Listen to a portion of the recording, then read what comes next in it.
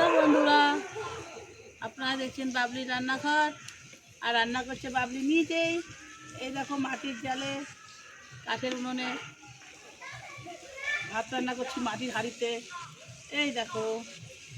আর তোমরা যারা যারা মাটির হাঁড়িতে কাঠের জালে ভাত খেয়েছো তারা আমার কমেন্টে জানাবে। আর এদিকে দেখো, আজকে কোনো রান্নার রেসিপি দেখাচ্ছি না, শুধু ভাতের রেসিপি দেখালাম তোমাদের।